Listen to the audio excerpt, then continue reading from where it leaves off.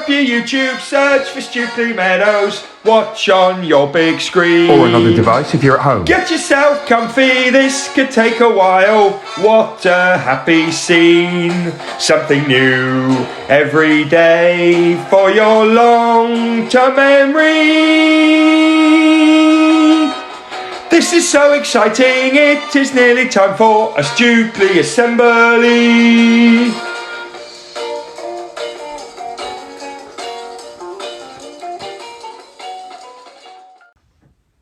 Good morning, good afternoon, good evening or good night everyone, and welcome to our Wednesday reading assembly. For each other we, every day we, to improve we, together we will. Every single Stukeley day we focus on.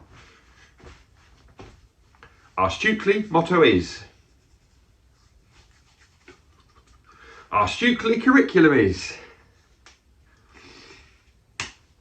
Our Stukeley plan for home learning is. 4 words and make the magic happen. Yes, they do. Right, everyone, we are back on reading. No story from Mr. Watley today. So if you're in foundation stage year 1 or year 2 and you're not following Mr. Gum, can teachers or a member of staff please choose a book and share with the class? Anyway, we've got everything else going on. I'm going to start off with our author warm-up. Now, we've talked a lot about Charles Dickens, a lot about Roald Dahl. They're 2 of our country's most famous authors. They're fantastic. And we've still got children going to Charles Dickens' house. Emily in year 1, here she is. She visited at the weekend. She's number 19.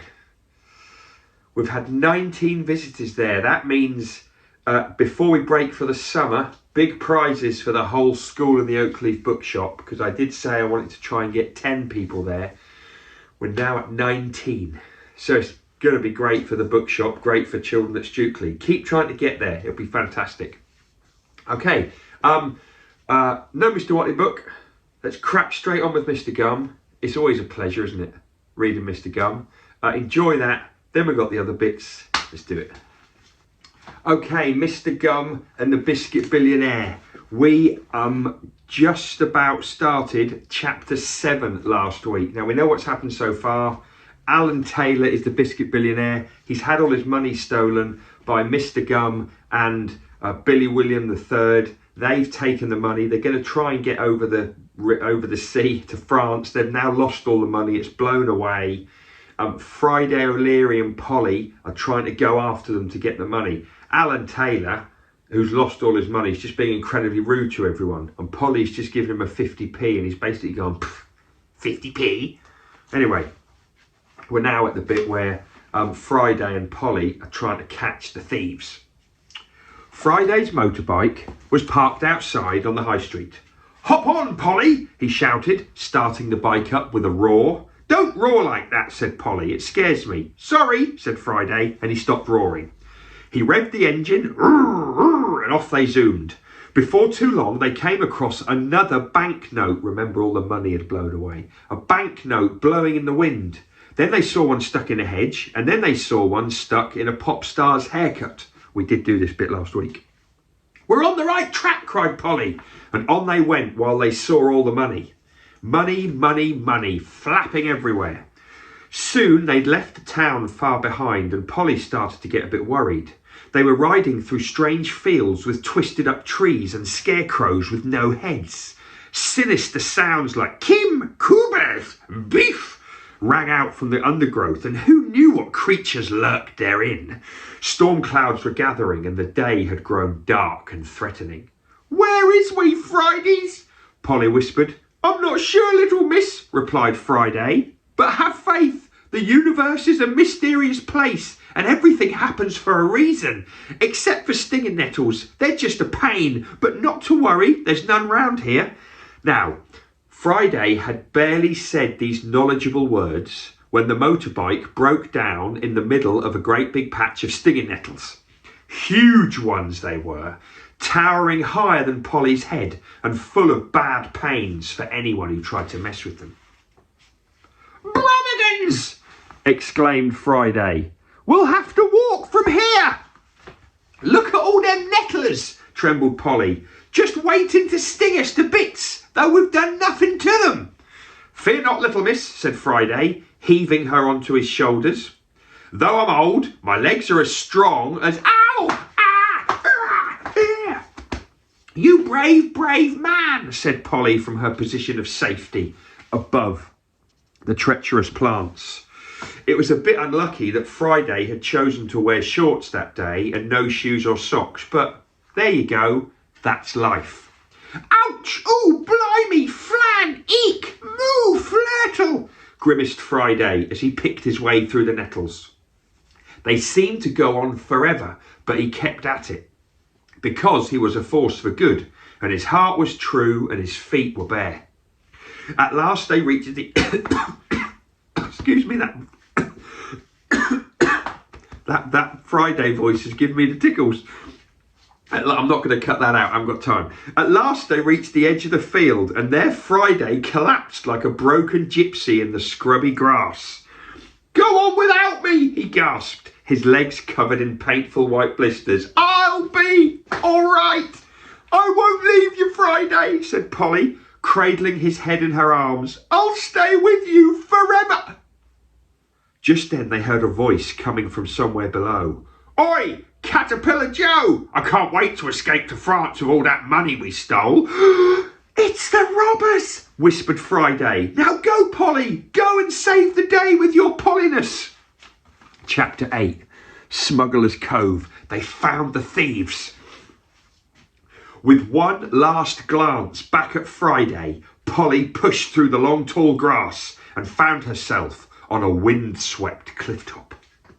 It was Hangman's Leap, and lordy, it was the most wretched place ever.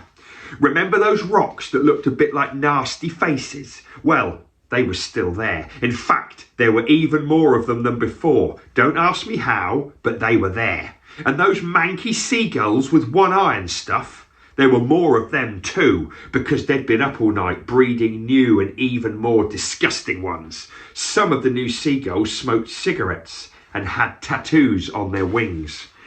Altogether, it was a frightful scene, made even worse by the rain and the dark, thundery skies above, but Polly had work to do.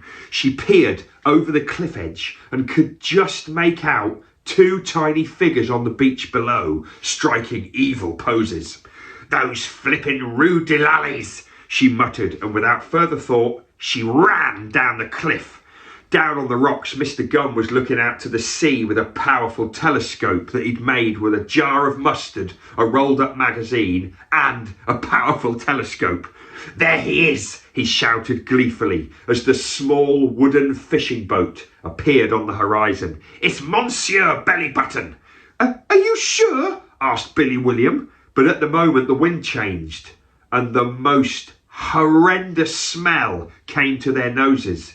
It smelt like a zoo had married a gigantic fart, only it was worse than that.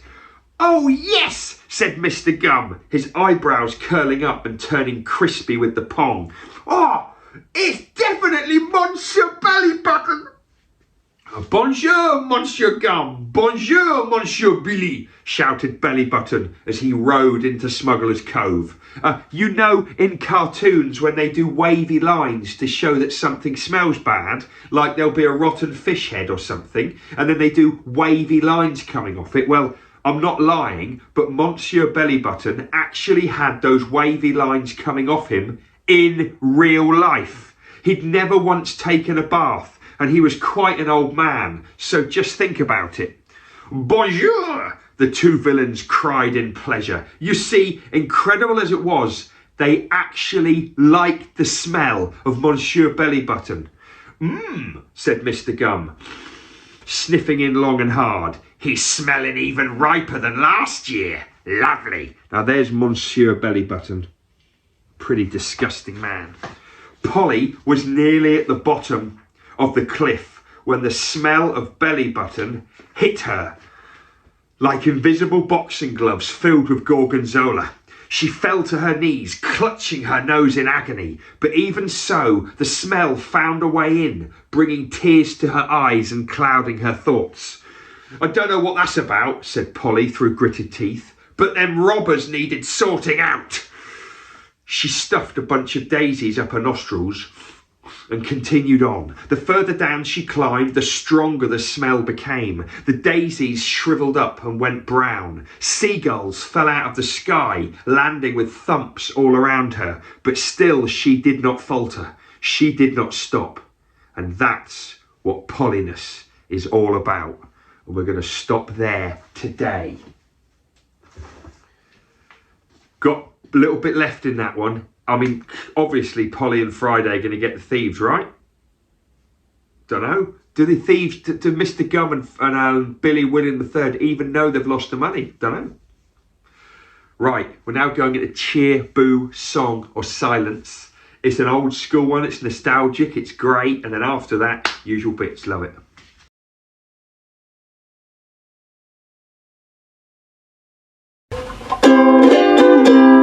Will they get to cheer or will they get to boo? With either one there must not be violence. They may well get a song, but it will not last that long.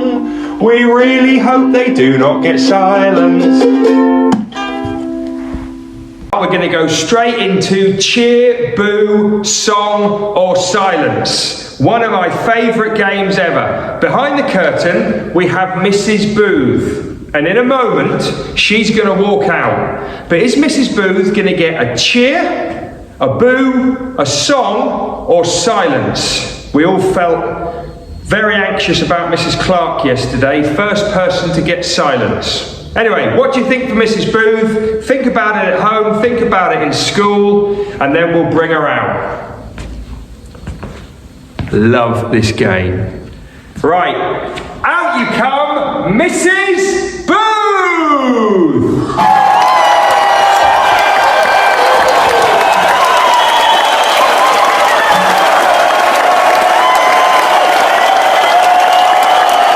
What a moment for Mrs. Booth. Thanks, Mrs. Booth. See you later. Woo! What a start to assembly. Crikey. We've had loads of fun already and assembly's still not properly started. Will they get to cheer or will they get to boo? With either one there must not be violence. They may well get a song, but it will not last that long. We really hope they do not get silence. Well, that was wonderful. Love a CBSOS. Let's go for some birthdays. Hey, hey, hey, it's time to say we've got a Stukeley birthday. Hey, hey, hey, it's time to say we've got a Stukeley birthday. Oh, come on! Happy birthday to Alicia in year 3 and Bella in year 6. What I love is that it's Bella's birthday today and it was her sister's birthday yesterday. I love that. We celebrate this every year and I still forget when it comes round. So what a wonderful double celebration there in the girls' household. Alicia, happy birthday to you too. Have a lovely day, family, friends, all the usual fun. Tell me about it. I love hearing about it. Let's finish off with EDK. Yes.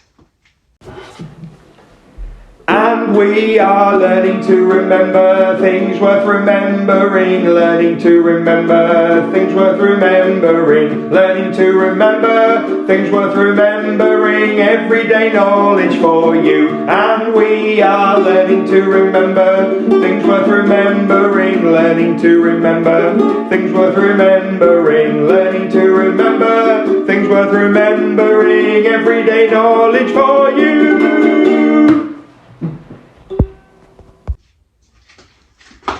Wow, well, it's EDK. Very excited to tell you that I have a prop. Big thanks to Mr. Watley at Stukeley Meadows Primary School. I mean, we have our moments, me and Mr. Watley. I mean, sometimes we really get on and sometimes we don't. Mostly we don't. But anyway, big thanks to Mr. Watley. He's given me a little model of a little space model, a solar system model. And as you can see here, I mean, everything orbits the sun, which I think is really impressive. Okay, everything orbits the sun. But if we line them up and I'm not sure they're ever going to be lined up like this, but that's because they're orbiting all the time. But here's our sun, and here we've got our 8 planets. So I'm going to point to some of them. I wonder if you can tell me what the planet is. So let's go first of all for this one. What do we think? Neptune, that's right. Now what about this? And it's the biggest of the planets. It's enormous. Jupiter, that's right. What about this one here, closest to the Earth? What about that one? Sorry, closest to the sun. I'm so sorry. Closest to the sun. Mercury? Okay. What about this one here with a very distinctive ring on it? What's this one here? Saturn. That's right. And we'll do one more. We'll have a little look at this one here, which is right next to Jupiter. Mars. That's right. We can talk a little bit more at another time about how they all orbit the sun. And hopefully we all know how long it takes the Earth to orbit the sun, to go round a full revolution. Okay, there we go. Wonderful times. Okay, let's do some really, really quick flag work. In fact, it's going to be so quick, I'm not even going to do that. I'm going to show it, give you 1 second, you're going to say it, and then we're going to move on. Okay? Right, let's go. Republic of Ireland. Wales. France. So sorry. England. Spain. Scotland. Portugal. Italy. Germany. And back round to the start. Now also,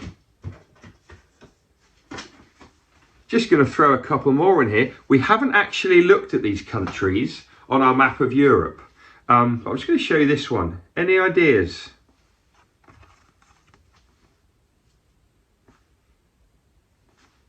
No? That one's Finland. That's the country of Finland, and that's where Malka comes from. Malka, Malka, Malka. That comes from Finland. That's a good one for us to learn. And also, another little one. I'm sure lots of you know this one. Denmark, that's right, well done. Good work, everybody. Okay.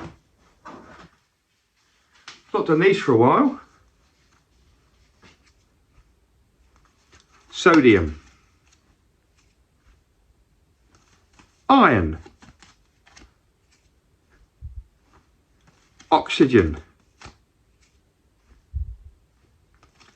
Neon.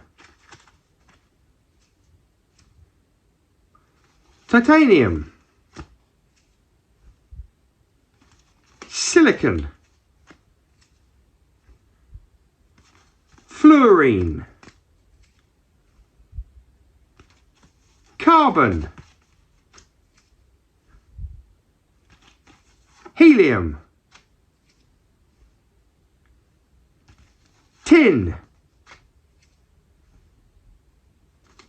Phosphorus. Aluminium. Hydrogen. Nitrogen. Copper. Great work. Ah.